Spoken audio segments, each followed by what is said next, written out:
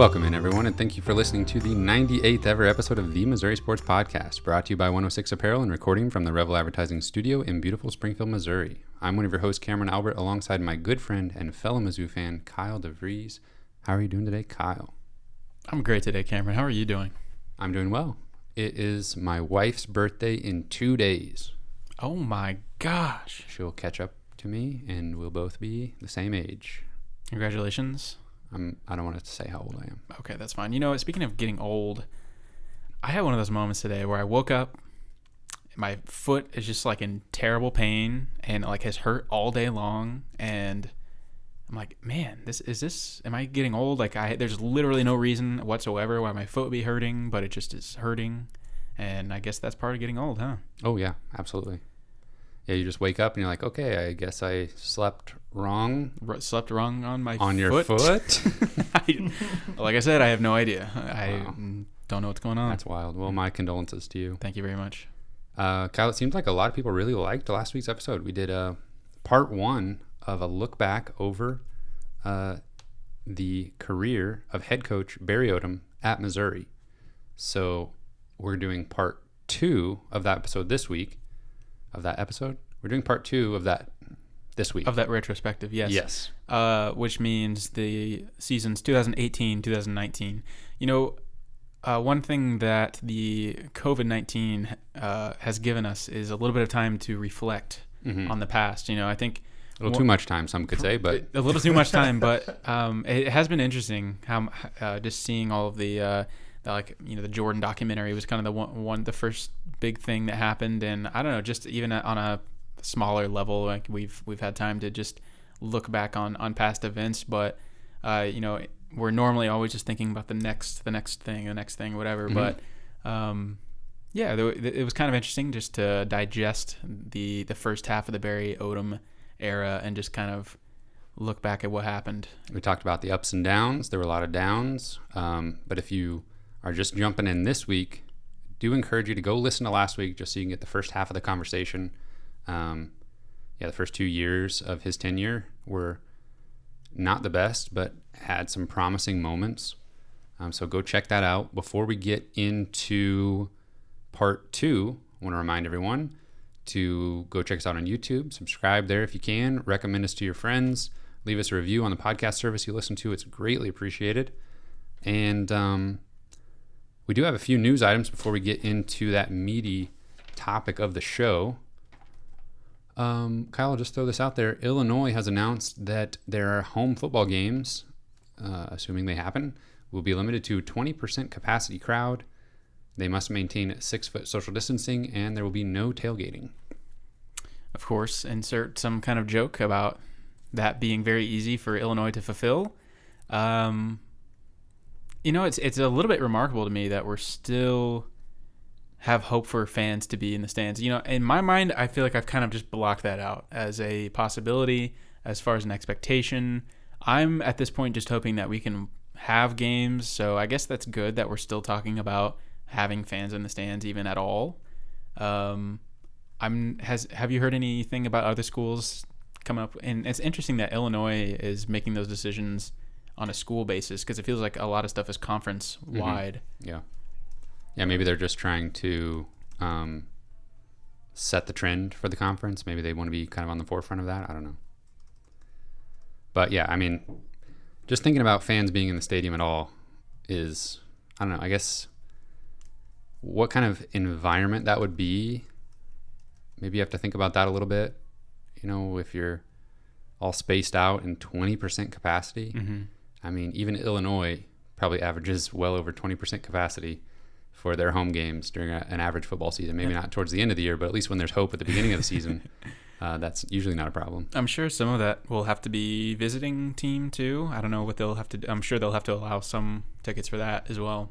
Yeah, although, with people not really being supposed to travel and all that kind of stuff, that throws another wrinkle into it. Yeah, I wouldn't be shocked if we end up, when it's all said and done, having a situation where there aren't any fans at all. And that may be sort of a compromise in order to get the games played. Perfectly fine with me as long as the games are played. Yeah. That would be very bizarre, though, to sit in a stadium that's almost empty. Yeah. For the whole game. Like at kickoff, it's almost empty. It'd be like I have a feeling it would feel like watching a practice almost, Mm-hmm. where the crowd just wouldn't be too terribly into it, and you'd be hearing a lot more. You'd be hearing the whistles, you'd be hearing the players and coaches maybe more. Do you think that impacts the performance at all of the players? Like maybe their ability to kind of get in the zone, if you will? Remember there was a Florida player that criticized Mizzou's home field or the fans because they said it was Too quiet, and this was a defensive player. So I don't know. I guess Isn't it supposed to be quiet already? Yeah. Whenever the visiting team's on defense? right. That's kind of the stance that we've always taken. But so I guess if the home defense noticed that it was particularly quiet and the offense was able to, make all their calls and were never disrupted by any crowd noise, that especially if you were a junior or senior and you went to a school that always had a packed out stadium that was insanely loud and it was a really tough place to play, that might be pretty disappointing if you're a defender and you knew you don't have that home field advantage, that 12th man helping you out, maybe getting some false start calls or something like that. Well, maybe the 20% that they allow in will be the biggest super fans of every respective team, and Make up for the lack of they'll be noise. Yelling really loud. Maybe so. Did you see, I'm sure you saw, Eli Drinkwitz was asked about playing in front of a sparse crowd, and he said, I think the quote was, "Brother, I coached in the Sun Belt." Yeah. Which is That was hilarious. a direct shot at that conference and their fans, basically, that they don't show up to games. All right. Yeah. So I wonder what Appalachian State fans think about that. But I'm sure he's referring to the away games against bad teams where they just didn't show up. He had a couple other, what were some other funny quotes he had this past week? Lou Saban. Oh, yeah. Quote. Jeez. Like that. You have to just look that one up because it's too much to try to explain. Levels to it. Yeah. But pretty clever joke by him. And does make a difference who's coaching that Alabama team, I think. I would take Lou if I was going up against him. Some other random news. The Atlanta Falcons released their all-decade team. And I don't know if this was multiple teams or just one, but Sean Weatherspoon and William Moore were both named to the Atlanta Falcons all-decade team. And so I thought that was pretty cool. Mizzou made, former Tigers. They were really in their prime at Mizzou right when I think you and I first started really paying attention to the teams. Yeah, we were pretty young.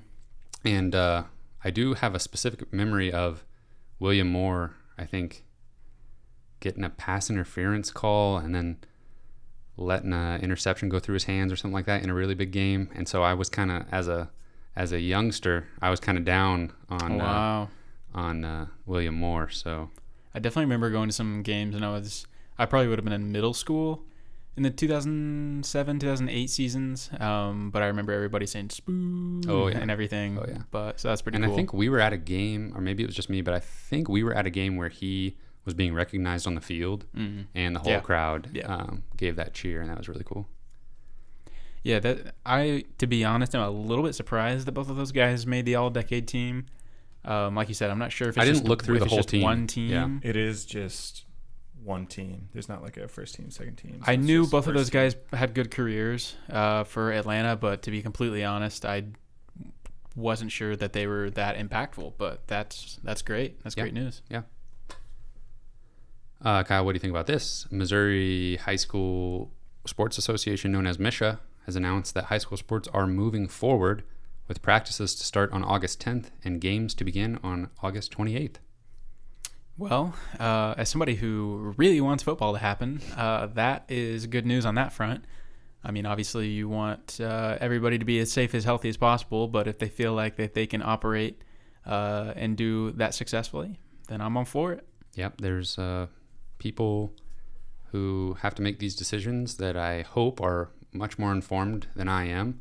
Now maybe they have other agendas or ideas that they are moving forward with, but yeah, seems like good news to me. And hopefully that means at some point we will actually be able to attend a Tournament of Champions. We'll actually get to watch Anton Brookshire play basketball. That would be a really sad thing to miss out on.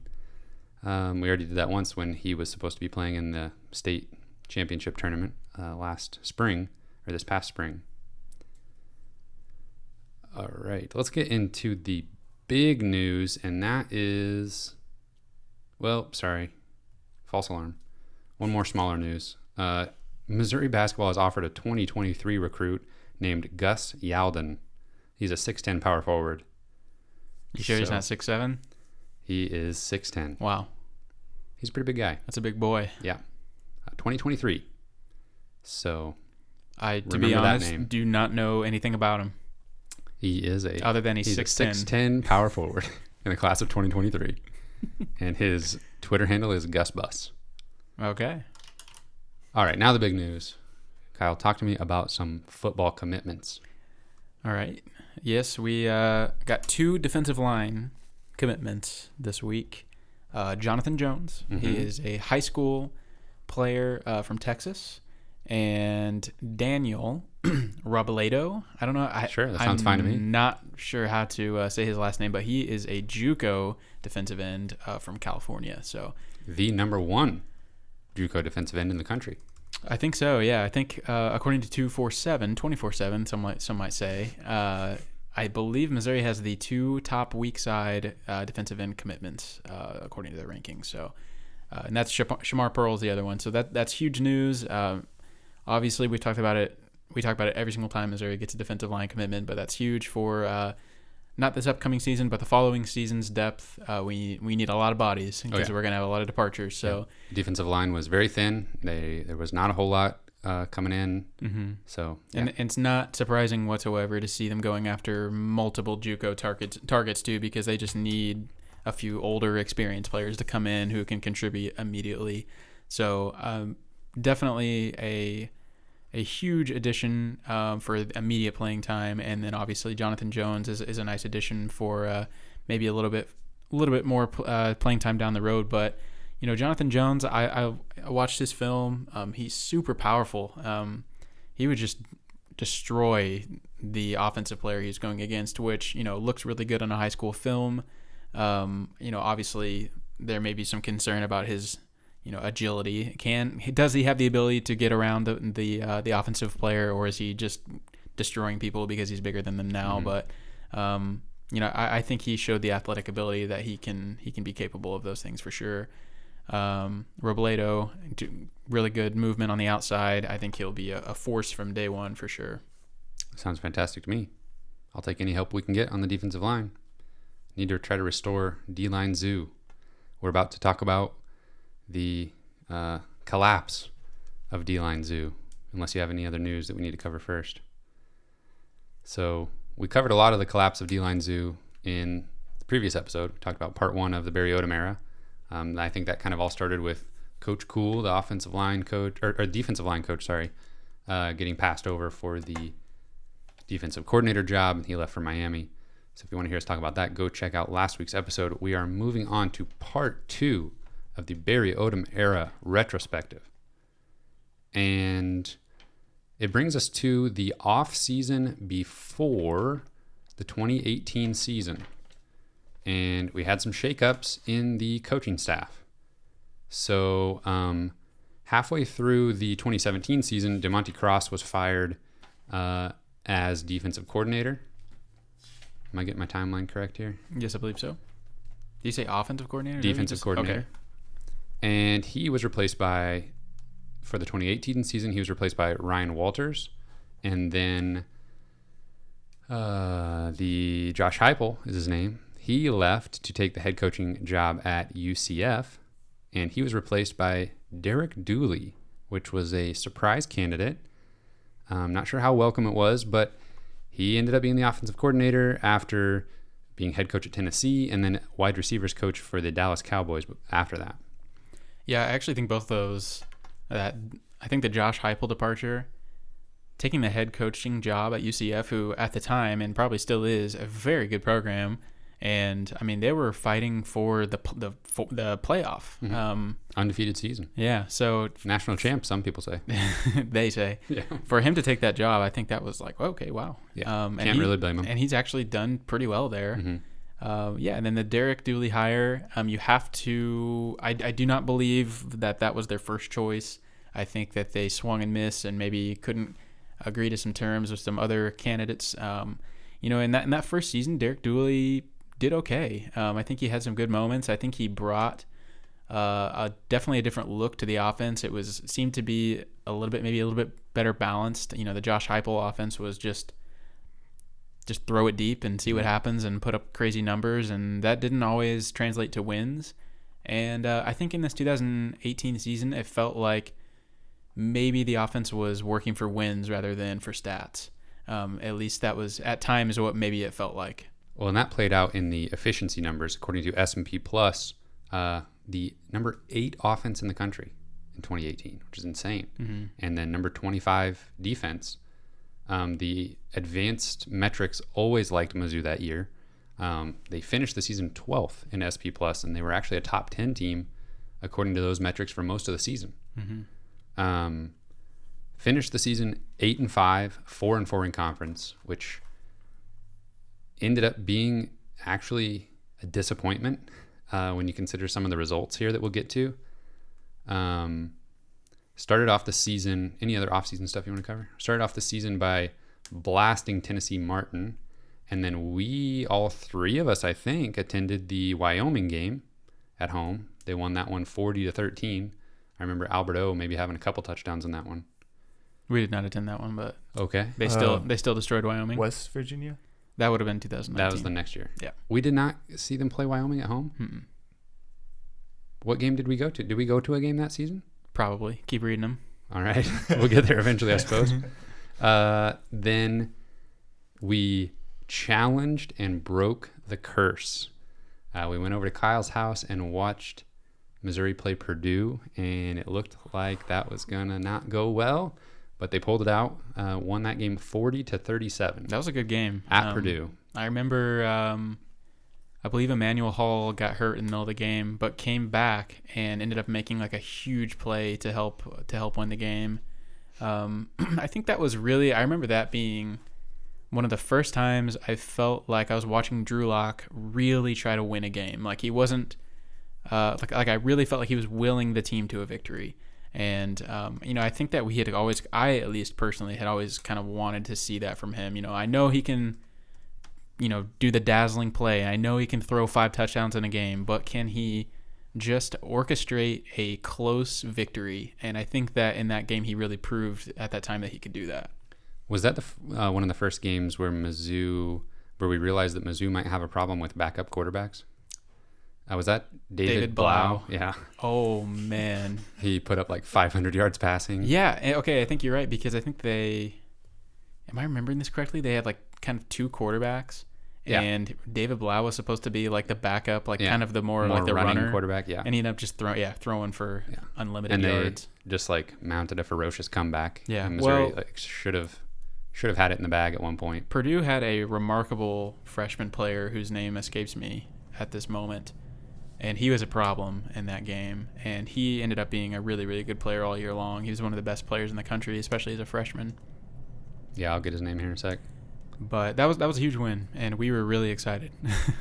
Yeah, and I should mention, this is the first football season where we had a podcast. There you go. And it was called the Missouri Sports Podcast, and we were talking about we brand previewed new the season. At that point. Yep. Yeah. We had only had a few episodes under our belt by the time the first game rolled around, and I remember previewing Tennessee Martin as our first game preview, and that was pretty cool. Interesting to think about looking back on it. Oh, I'm trying to get this Purdue player's name. He's kind of like a wide receiver. I think he's a slot wide receiver, maybe. Well, I'll get it eventually. Yeah, we'll find it, but we can keep moving on. So, we broke the curse. I think that was the title of our recap episode, was Breaking the Curse or something like that. DJ Knox? No. Markel Jones? No. All right. He may not be on the current roster. Yeah. I think he did get drafted this past NFL draft. Anyway, Missouri then hosted number 2 Georgia And that game had a final score of 43-29, but it was actually much closer than the final score indicated. That Georgia team ended up 11-3 on the season, ranked 7th at the end of the year. And that was the Georgia game where there was a dropped ball right at the goal line that, in theory, would have been a 14-point swing. There was also a blown call on a made field goal. Yeah. And so those two things would have made a big difference when it comes to the final score, at least the score well into the fourth quarter. Yeah, they really did put up a good fight against Georgia. And honestly, this was a microcosm of the entire season. The entire season was just how many strange things are going to happen.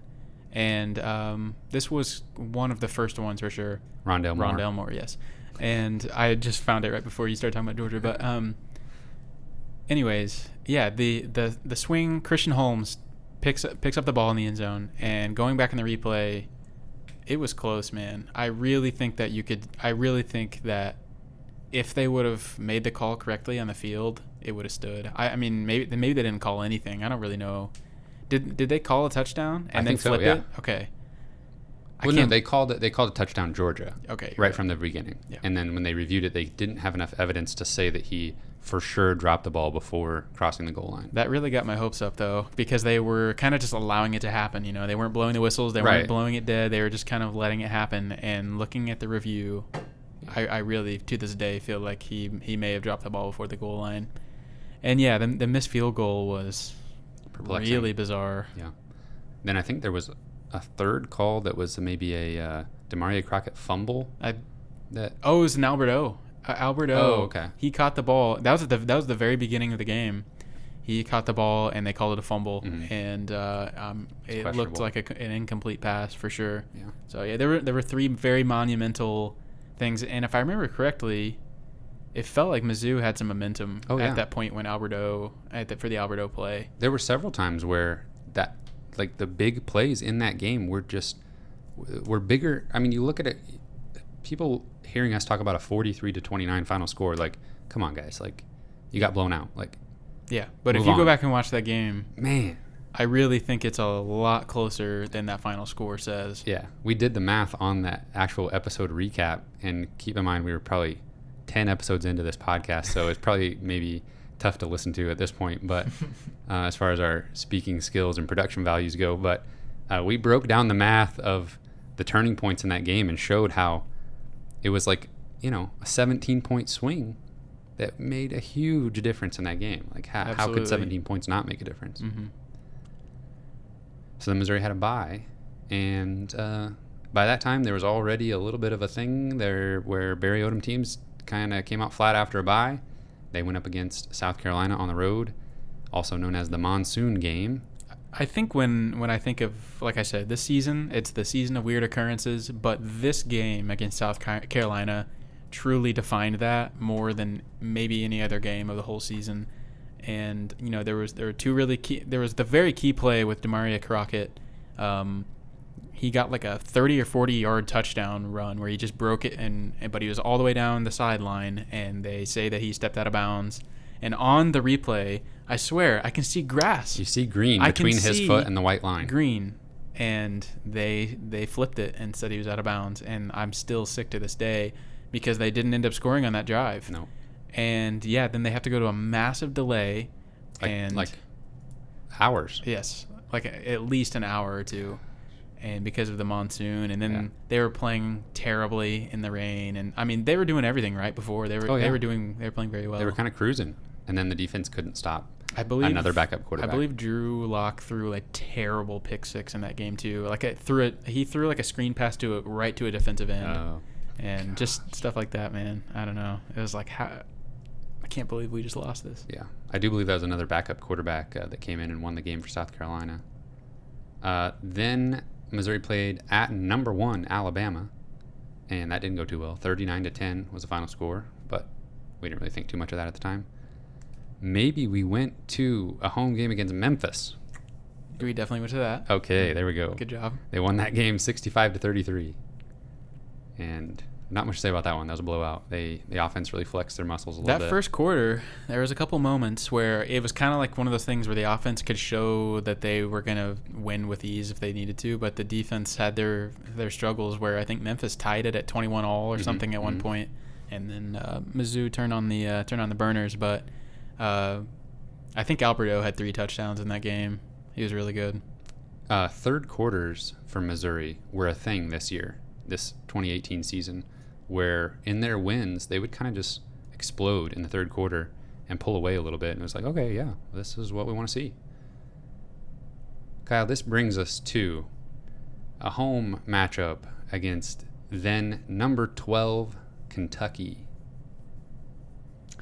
And you said last week, we were kind of going through these seasons in our minds, and you said out loud, oh, I know that. We were trying to find our highest point and lowest point of the Barry Odom era, and you said out loud, oh, I think that's my lowest point for sure. And I thought, I think he's talking about the Kentucky game. There's 2 different low points that I think of during the Barry Odom era, and they're a little bit different kinds of low points. And one of them was the Purdue game in 2017 when we lost 35-3. We talked about that last week, and that was like the lowest point where I just felt like How can we win a game? I don't care that this is awful. Like they were the worst team ever.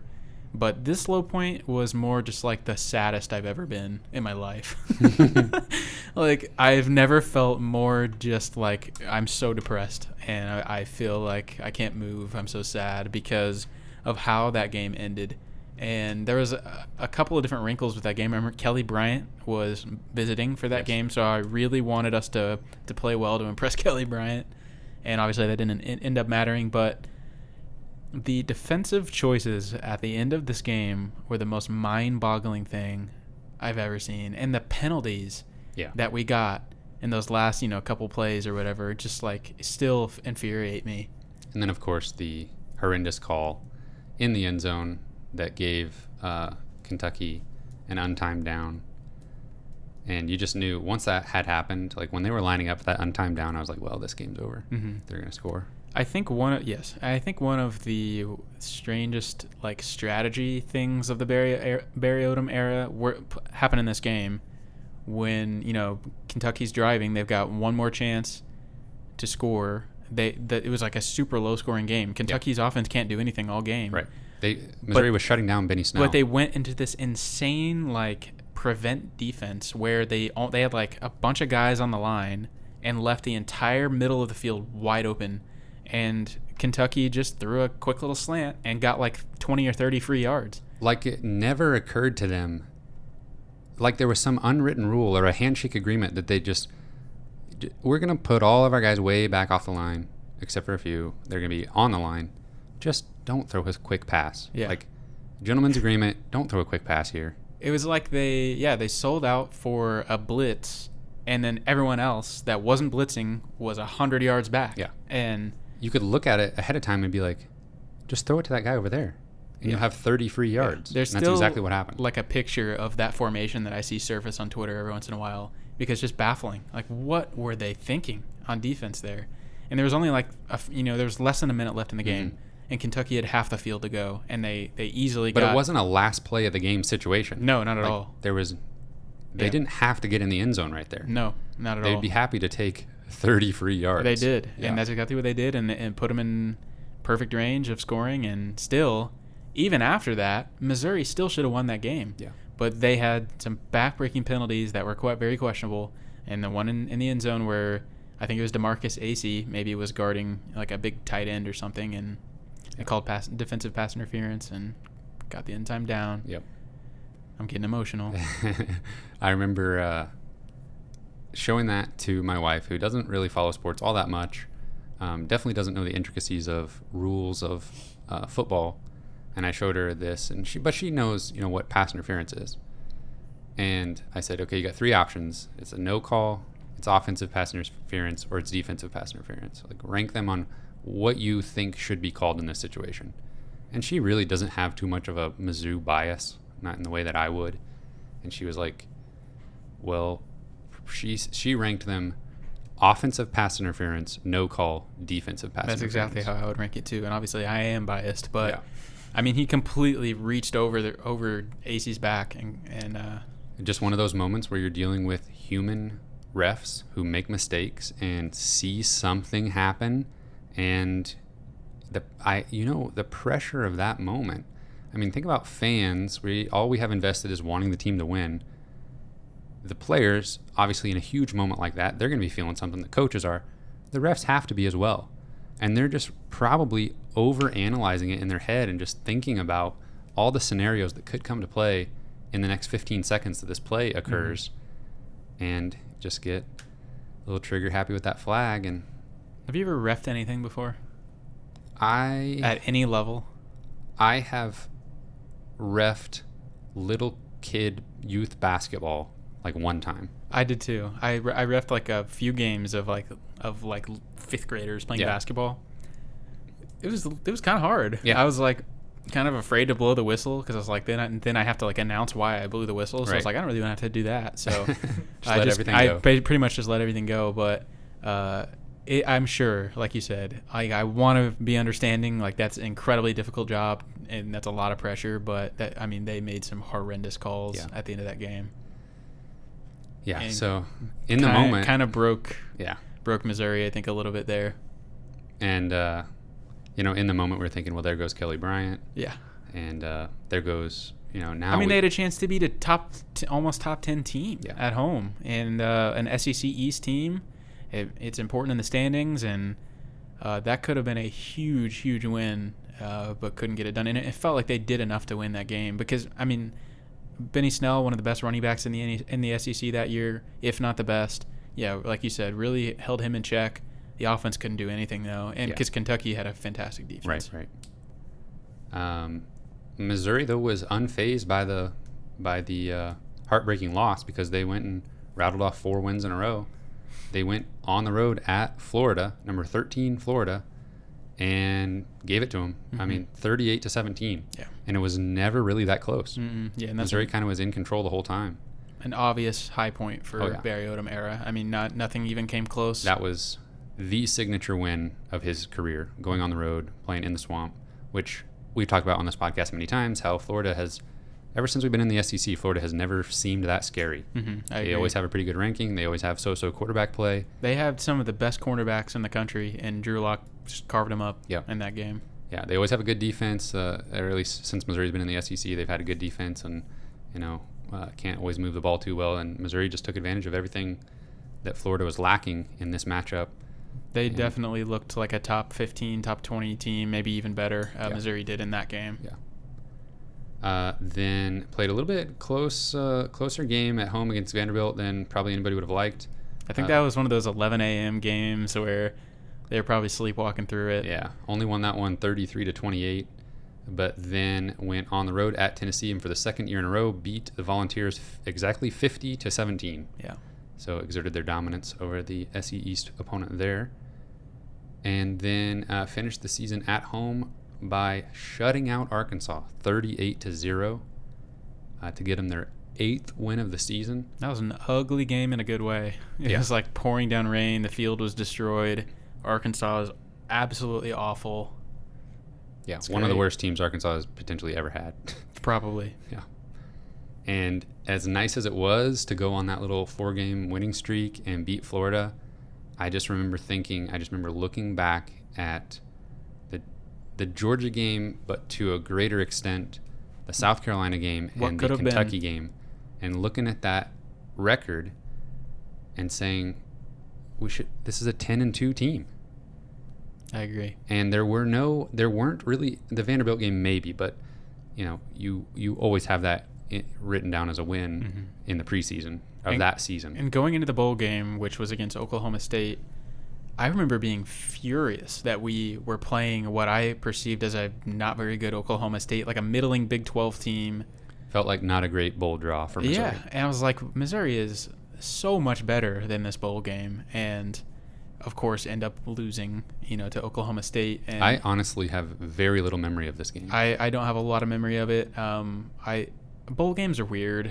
I think a lot of it comes to just the motivation of players and like how bad do you want it. It's not always a good representation of how good you probably were that season, just because you take a month off and come back and play some random Big 12 team and you probably don't care that much. Yeah, the entire team has time to reflect on the season. Yeah. And either be and potentially be disappointed. Right. I mean, even as fans, we were kind of like, whatever, this bowl game, like this should have been a 10-win team. We should have been looking at, a New Year's Six bowl for more sure. Prestigious opportunity there. And, obviously we're fans and it's a different mindset when you're on the team in any capacity. But, if there's any of that creeping in and if you're an underclassman looking forward to next year, if you're looking ahead to the NFL draft or anything like that, then it's just a recipe for disaster in a bowl game. And Well, story time. Here's Kyle tweeting again. Maybe I just need to have the phone taken away from me in football games and during stuff. Bowl games, yeah, because I get emotional. But it was actually right when I found out who we were going to be playing that year. Yeah. And I tweeted some like angry thing like we deserve a better bowl opponent, and then of course we get our butts handed to us, and it was just like, of course we did. I had faith in Barry, man, and I shouldn't have. And ultimately, I think these are the kind of moments that like we wanted to see go in our favor, then this just seemed to never happen. We were in those close games. It felt like weird stuff would happen, and at some point it's uncontrollable maybe, but at some point you got to win. You got to pull some of these close games out. You got to pull some of these bowl games out, and that was just kind of something that never seemed to happen at any point in the 4 seasons. Yeah, it was a recurring thing that we would talk about on the show, where in an individual game, it seemed like the team was incapable of bouncing back from adversity within one game. Yeah. Something would happen that was considered disastrous, and then they just couldn't fall overcome apart. it. Yeah. But then from game to game, they were the opposite. Yeah. They could bounce back from anything. They'd get their anything. hearts ripped out against Kentucky and then win out after that. It was really weird. Yeah, definitely something we couldn't explain, but also something that definitely went into Barry Odom's career at Missouri ending when it did. But it wasn't quite over yet, because we did have the 2019 season with new quarterback Kelly Bryant. And that was, for me, probably, let me check my notes here, the high point of the Barry Odom era was when Kelly Bryant announced. I mean, it's giving me flashbacks to, one of the highest points in Mizzou basketball in recent years is Michael Porter Jr. announcing that he's coming to Missouri. Yeah. Like, how awful is it that those are high points of just players saying that they're coming to the school, especially when you look at what ends up happening in both of those situations. It really was, though. We were going toe-to-toe with some pretty big competition. I remember Auburn was making a big push at the end, and Arkansas was in on it, which was kind of funny. Yeah, because Arkansas had some connections with their coach, with him and everything. So, but, all along, it kind of felt like this makes sense for Kelly Bryant to come here. Replace Drew Lock. We got a wide open spot at quarterback. Yeah, and we've what seemed like a pretty good team around him. He had weapons. He had Alberto and Larry Roundtree. He had a good offense around him. But it didn't exactly go how we thought it would, which seemed to be a recurring theme. Yeah. No real turnover in the coaching staff, though. Derek Dooley returning as offensive coordinator, Ryan Walters returning as defensive coordinator. And right off the bat, we get hit with the game at Wyoming. Missouri loses that one 37-31, and we had been talking about how long until Missouri is ranked nationally. How many games do they run off in a row before they're challenged? I really do think we fully expected them to potentially go 10-2 in this season. Like in our preview, I think we both picked them 10-2 to only lose to like Georgia and Florida or something or whoever. Something close to that. Some other good team, yeah. Yeah, we were thinking, we were looking at potentially 8-0 going into the Kentucky game. Yep. I think that was a very popular prediction with they might be undefeated going even into the Georgia game. Yeah, we were talking about maybe College Game Day at Georgia, Mizzou, Georgia, 2 undefeated teams potentially, 2 top 10. Undefeated teams. It's almost embarrassing to think about. But we were definitely not the only ones. I can promise you that. There were people with podcasts, not that that means a whole lot considering who you're listening to right now, that picked them to win 11 games. They'll just give anybody a podcast. Anybody with a mic. Yeah. Yeah. But, I mean, it was not irrational to think Missouri was going to have a legitimately special season. No, it really, and honestly, we'll get to this, but it still felt like after that Ole Miss game, it still felt like we could have a really special season. That non-conference loss, could just be. It was definitely like crippling. Yes. But it wasn't like the season was not over at that point. It didn't count in the SEC East standings. I mean, there was still an SEC championship appearance potentially to play for. Mm-hmm. We got to talk more about the Wyoming game though, because what a mess, and just like a nightmare just watching that game.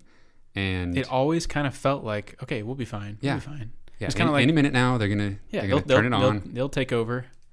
And they ended up getting down by double digits, I think, in the fourth quarter, maybe the third quarter, and had that amount to come back to even be close at the end. So I'm sure I said this when we recapped this game last year, but I was in a setting with a bunch of family members who were not interested in the game. Oh, man, that's the worst. And I'm watching this game, and I had to field multiple questions along the lines of, what's going on to Missouri? Oh, that's the classic. What's happening here? What's going on here? Thought Missouri was supposed to win this game. And I'm like, yeah, they'll be okay.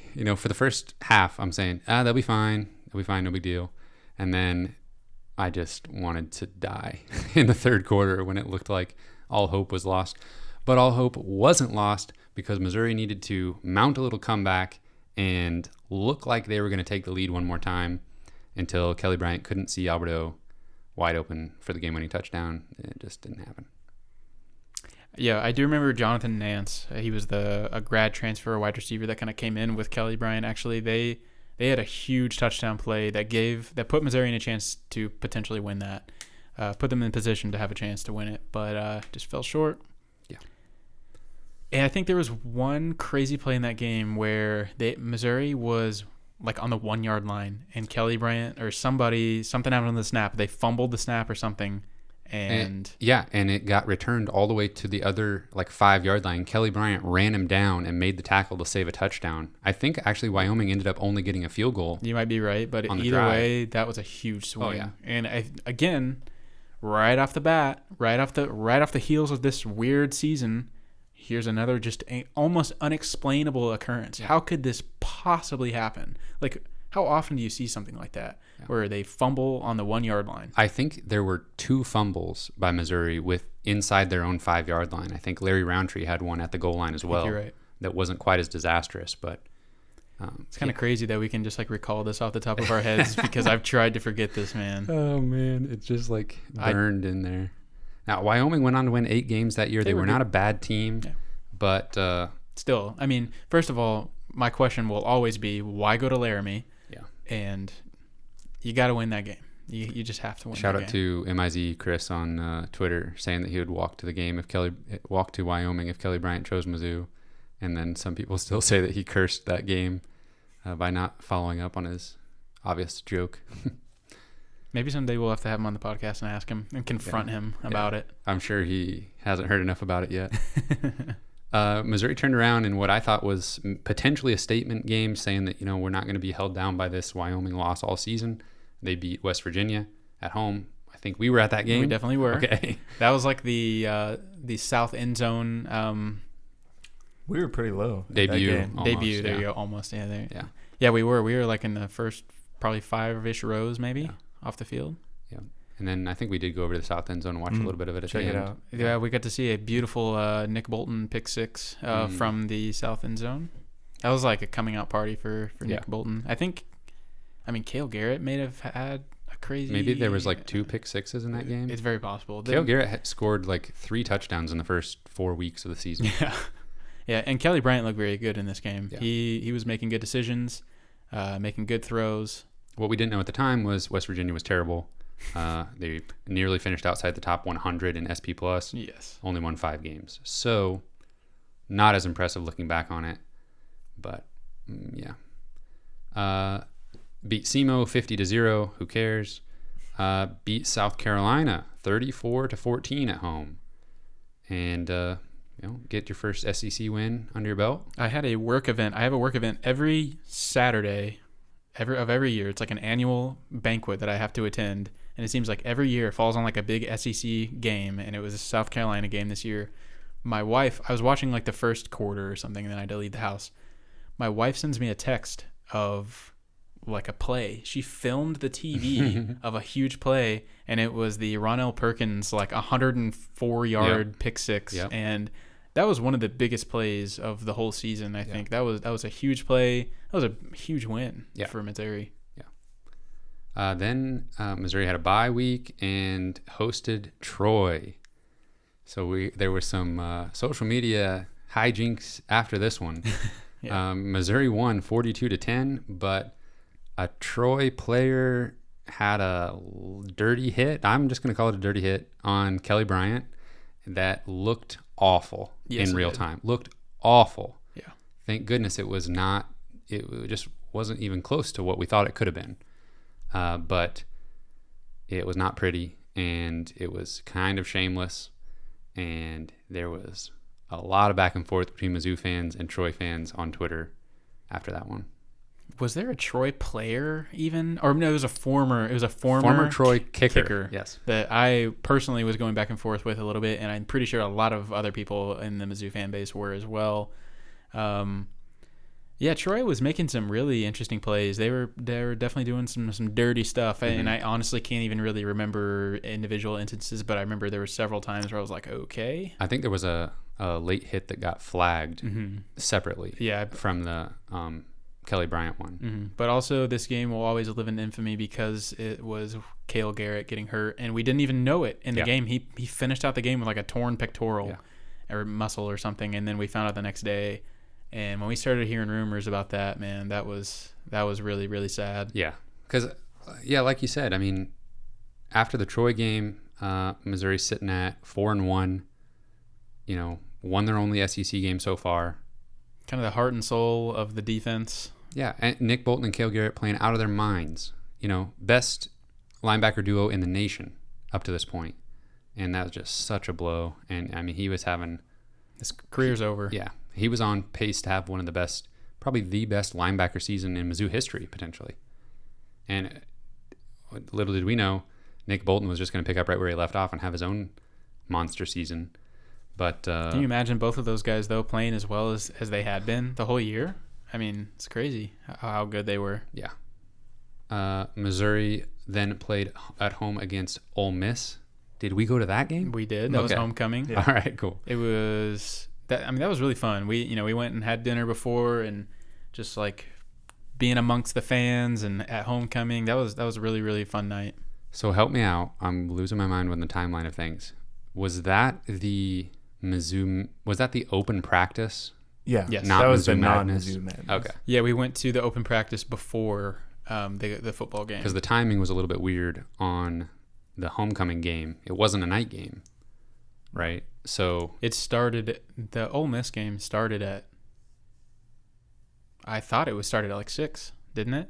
Yeah. I can't remember. What was the issue? I guess the issue was it was an evening game. Oh, gotcha. And typically we had gone to Mizzou Madness. Because the year before, Memphis was like a 11 kickoff. Yeah. And they just had Mizzou Madness right after that. Yeah. Yeah, I remember now. This is the game where I don't remember his name, but they had 2 quarterbacks that were both kind of scary. They both had some serious wheels. Yep. They were making some good plays, and Ole Miss was a pretty good team. Had a decent defense, but 2 good young quarterbacks.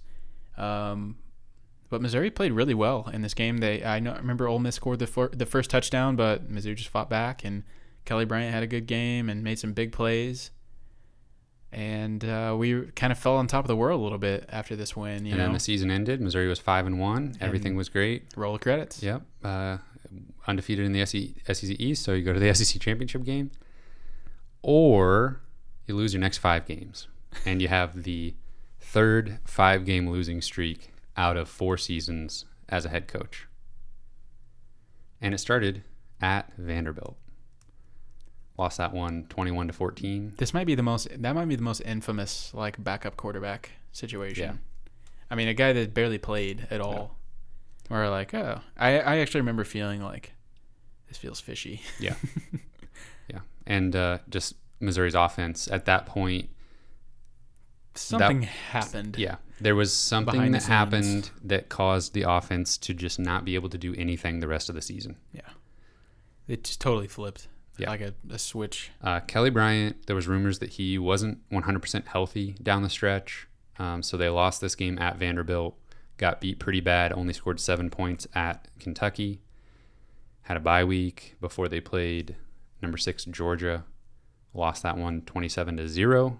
So another shutout at the hands of Georgia. Then Florida got their revenge. Missouri lost that one 23-6 at home. Then lost to Tennessee 24-20, a bad Tennessee team. Those first 4 games, they scored 27 points collectively in those 4 games. Scored 38 against Ole Miss. Yeah. I barely remember the Georgia game, to be honest. We were together for the Kentucky game, and that was very sad seeing Lynn Bowden. Like, they literally had a wide receiver play quarterback because they had so many injuries. And he ran for like 3,000 yards. I think so, yeah. At least. Maybe more. And, that was just like, what is happening here? Yeah. But good teams, Right. 8-win Kentucky team, 12-win Georgia team, 11-win Florida team. Tennessee apparently better than I remembered, but they definitely kind of made a comeback in that season. It's a good second half of the season. And then Missouri was able to finish out the season winning against Arkansas. That was Connor Bazelak. Yep, that takes us pretty much up to now as far as games go. Connor Bazelak looked really good, tore his ACL, but he had some really good moments in that game and kind of gave us some hope. But we didn't. One big storyline of that whole season was a postseason ban. Yeah, we didn't really talk about that. So that was a thing that carried. There was no decision through the beginning of the season, through several games being played, and then it was announced that Missouri's appeal was no good, and they would have to serve a postseason ban. So even though they did end up getting to 6 wins on the season, they were not eligible for a bowl game. At this point in the season, like with how bad everything ended up being and how disappointing the finish was and Bazelak getting hurt, I was just like, I don't even care. I want this to be over. It was embarrassing how much we had complained about the postseason ban. And you're like, what are you talking about? It didn't even matter. You're a 6-win team. Well, yeah, you wanted to go play in the... Oh, man. Yeah. I don't... So what's crazy, though, is, as bad as we felt and as down as we were and disappointed, I'm still not sure that the Barry Odom firing at the time was unanimous. And, we were torn on the podcast. We were, kind of torn on what we thought. Yeah. And I could go either way with it. I mean, it felt a little wrong almost. I felt, I remember obviously when Cam Anderson got fired, it was like refreshing. A lot of times that's how it feels, a new chapter, a new beginning. And I was a holdout on that decision. Yeah. I mean, it was not until the embarrassing losses of his 3rd season that I was ready. Like, okay, yep, I'm fully on board with this. Yeah, and I still felt like Barry Odom had enough promise at times in his tenure that we were like, I think this can work. I think that we can make this work if we just have a few things go our way. If we just flip, a couple of these losses, we would have had a 10-win season, or, we had so many of those moments where we were so close. But again, I just think that it just didn't quite click enough. And so that's why it makes sense. It was they just couldn't do it against good teams. Yeah. Just couldn't get the job done. One win. Yeah. One win that sticks out where you're like, yes, that Mizzou team under Barry Odom was able to just go beat a good team. And that was against Florida. Mm-hmm. Yeah, and especially like seeing how promising Drew Lock looks now, even after his first season in the NFL, it's kind of like, man, how is Missouri not better with him? Yeah. And I think one thing that he had going for him, that Barry Odom had going for him, was there had been a solid improvement his last 2 seasons on the defensive side of the ball. And you could really see that he had his guys in there, Nick Bolton carrying the torch from Cale Garrett, and obviously that injury to Cale Garrett was just monumental for that season. But no, it doesn't matter how good the defense was going to be if Cale Garrett was healthy.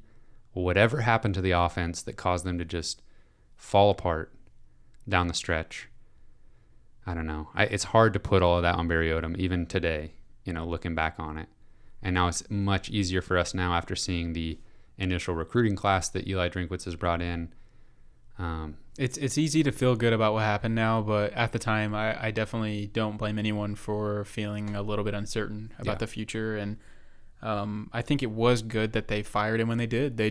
I think they knew what they wanted to do, and they made it quick, and they went out and started looking for the next coach. But there were some oddities in that story. I mean, there was reports coming out that Barry Odom had told a few people that he was gone, that he was getting fired, and he was kind of operating in that mindset before actually ever being told that. Mm-hmm.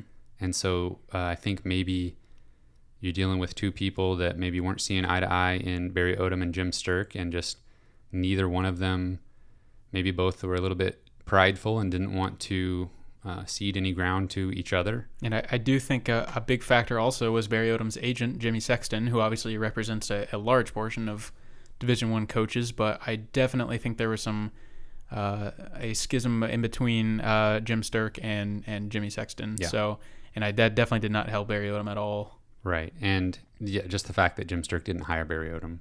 Yeah. He didn't feel tied to him in the way that he would with Conzo Martin, for example.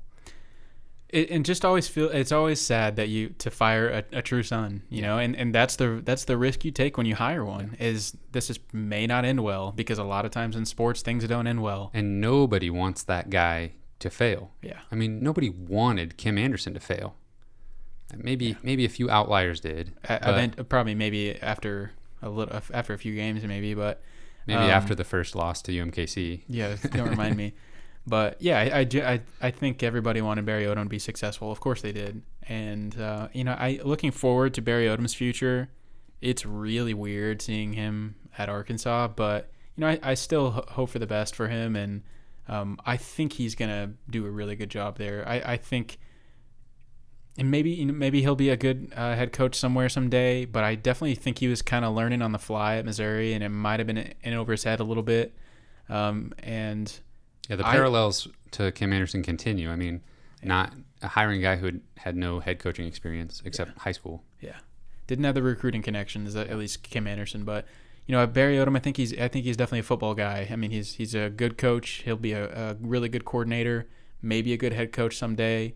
But I really do think he could be fantastic at Arkansas. When he was hired, one of our friends asked us how we felt about that, and our feelings about rooting for Barry Odom to be successful.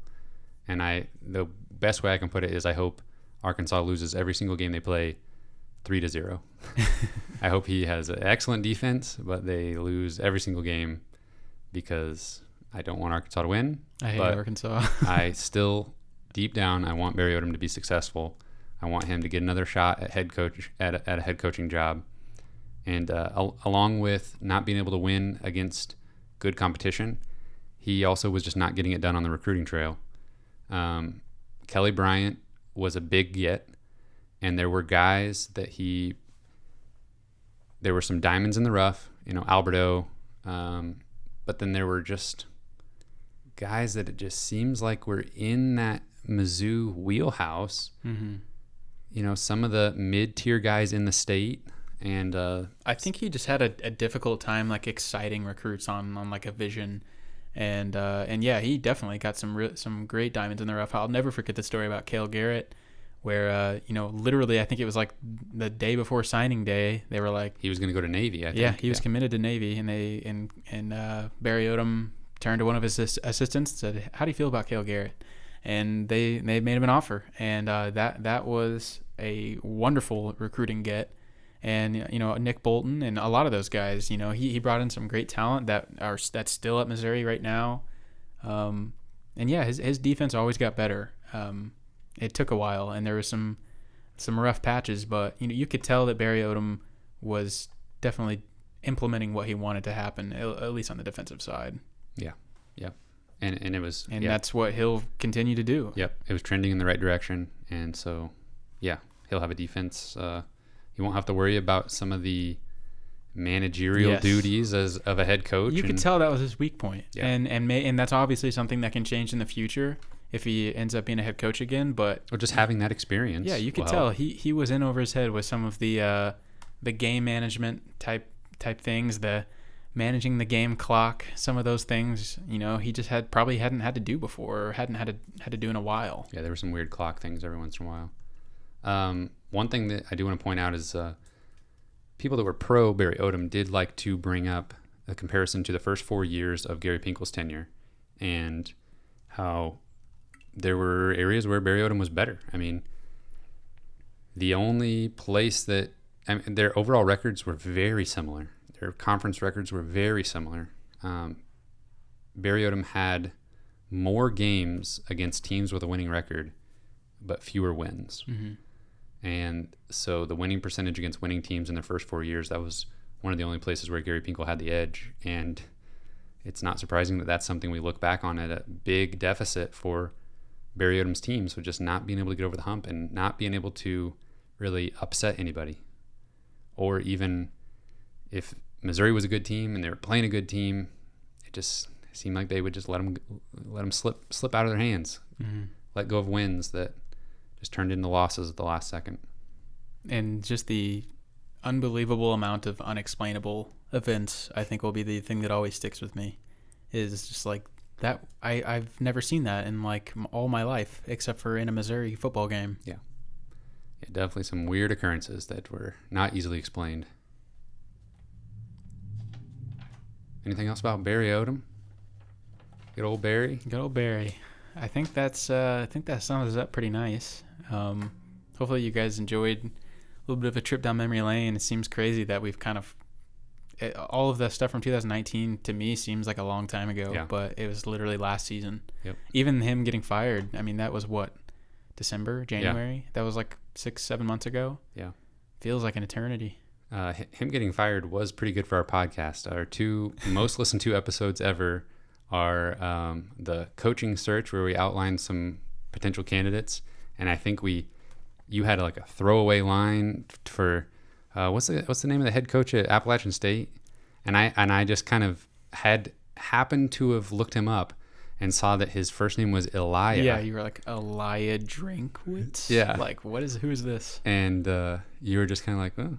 Like that was the whole conversation. What's his name? I said his name. Like, okay. Yep. When we were looking for candidates. Yep. Yeah. Because we kind of ran into a brick wall, and it was kind of like every candidate that we were discussing was like, I don't know. Yeah. And I said, what about that guy? And sure enough, we gave no analysis. No analysis. Said his name and moved on. I knew Appalachian State was good. Yeah. And that was it. And we moved on. Between that episode and next time we recorded, they had hired him, and so we were able to talk about him. That's wild. Coaching search and introduction to Eli Drinkwitz are our 2 most listened to episodes. And when they, whenever there started to be rumors, people started watching flights. Oh yeah. And there was a flight to North Carolina. Yep. And people, when the flight returned late that night, there were some people that confirmed Jim Sterk got off the plane, and that was pretty exciting. That was a fun night on the Mizzou internet. Anytime the flight tracker is involved, I just kind of chuckle at fan bases. And they were right. Yep. They were right. A lot of time that stuff's just kind of smoke and mirrors or just a complete oversight, but they were right that time. Imagine what kind of numbers we would do if there was a basketball coaching search. What are you trying to say? Nothing. I don't want there to be a basketball coaching search. Oh man. I think that's it. I think that's it. That's the whole Barry Odom era. That's the Barry Odom era right there. That's it. The Bodom. That's what I just said. The Bodom era. Bodom era. If we forgot anything, or if there was some highlights or some lowlights that we forgot, we'd be happy to hear your high point and low point of the Barry Odom era. For sure. If there's one of these that impacted you in a specific way, if you were at one of these games that were heartbreaking, tell us your story. For sure. We'll read it next episode. Absolutely, we'll read it. We'll tell them all about it. Oh yeah. All right. Speaking of telling them about it, I'll tell you where you can find it. You can find us on Apple Podcast, Google Podcast, Spotify. We're on Twitter. We're on Instagram at Mizzou Sports Pod. We're on YouTube. You can email us at MissouriSportsPod@gmail.com. Thank you, everyone, for listening. We will see you next week.